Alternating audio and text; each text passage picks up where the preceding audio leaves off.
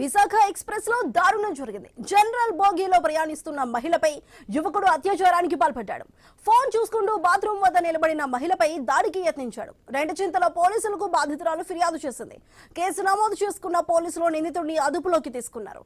నిందితుడు అదే రైల్లో ఏసీ బోగీలో బాయ్ గా పనిచేస్తున్నాడు. ఒడిశాకు చెందిన సౌరవ్ బగ్దీగా పోలీసులు గుర్తించారు.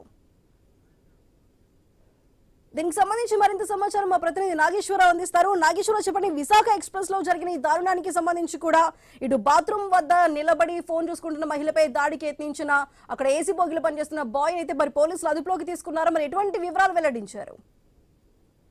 ఏదైతే పల్నాడు జిల్లాకు చెందిన మహిళపై విశాఖ ఎక్స్ప్రెస్ రైల్లో జరిగిన అత్యాచారం కేసు దేశవ్యాప్తంగా కూడా కలకలం రేపుతున్న పరిస్థితి అయితే ఉంది. ప్రయాణికుల భద్రతపై తీవ్ర ఆందోళనలు వ్యక్తమవుతున్న వేళ ఈ కేసులో కీలక పురోగతి కూడా చోటు చేసుకున్న పరిస్థితి అయితే ఉంది. అయితే మొత్తంగా దీనికి సంబంధించి విజయవాడ రైల్వే పోలీసులు వేగంగా స్పందించి నిందితుడిని అయితే అదుపులోకి తీసుకోవడం ఇదొక గమనార్హం అని చెప్పవచ్చు. ఏదైతే ఒడిశాకు చెందిన సౌరవ్ బగ్దీ అనే వ్యక్తి ఈ దారుణానికి పాల్పడ్డాడని అయితే పోలీసులు గుర్తించారు. అయితే అతను అదే రైల్లో ఏసీ బోగిలో బాయ్ గా పనిచేస్తున్నాడన్న విషయం మరింత షాక్ గా మారిన పరిస్థితి అయితే ఉంది. అయితే దీనికి సంబంధించి ఏదైతే ఈ ఘటనలో రైల్లో భద్రత వ్యవస్థలపై అయితే ప్రశ్నలు తలెత్తుతున్న పరిస్థితి అయితే ఉంది. ముఖ్యంగా మహిళా ప్రయాణికుల రక్షణపై మరింత కట్టుదిట్టమైన చర్యలు తీసుకోవాలనే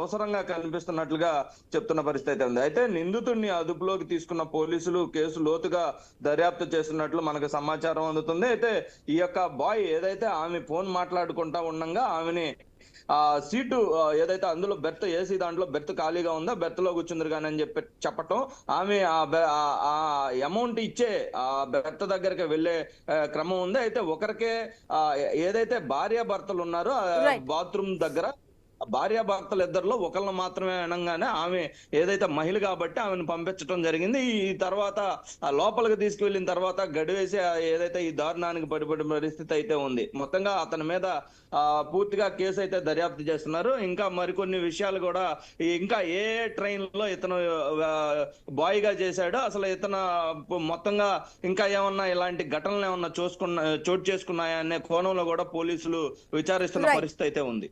రైట్ నాగేశ్వరరావు, థ్యాంక్ యూ.